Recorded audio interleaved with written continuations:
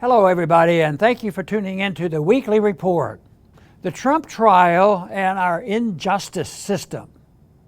I've long criticized our current U.S. justice system on all levels as becoming much more about political justice than blind justice.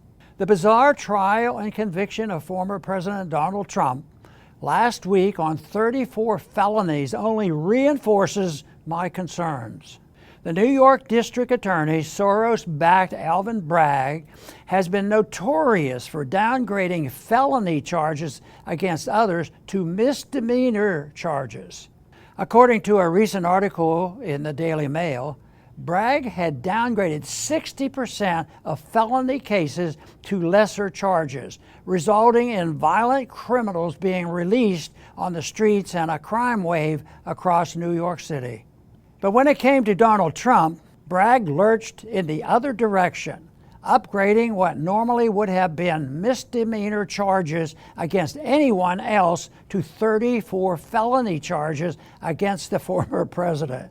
How can this sudden about-face be explained other than politics?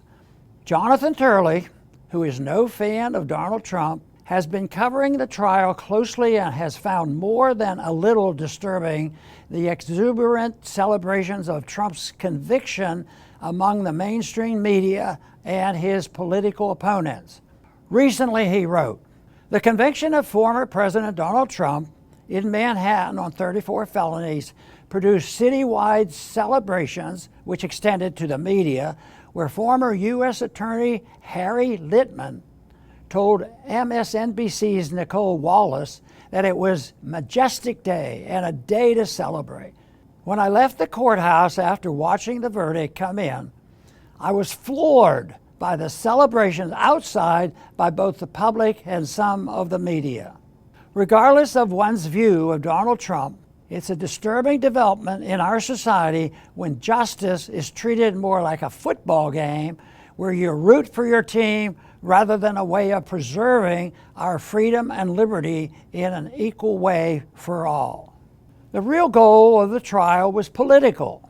None other than George Soros' son, Alex, let the cat out of the bag recently when he advised fellow Trump haters how to take advantage of the trial result. He posted on Twitter after the verdict, "Democrats should refer to Trump as a convicted felon at every opportunity.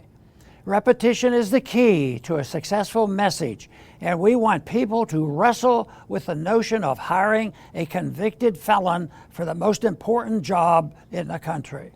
It was not about justice in any way. It was all about being able to call the likely Republican presidential nominee a felon, so as to undermine his support among voters. In other words, election interference. The market has a way of prevailing, however. The repeated attempts at using lawfare to remove Trump from the political scene have all backfired and actually have served to make the former president even more popular among voters. Immediately after Trump's conviction on the 34 charges, he began sending out fundraising appeals based on his persecution by the state of New York. As of this writing, he has, according to press reports, raised over $200 million for his campaign. The politicization of justice is not limited to the Democratic Party. The wind sown by political opponents of Donald Trump may well become the whirlwind they reap when their own political opponents are in positions of power. When that is the case, we all lose.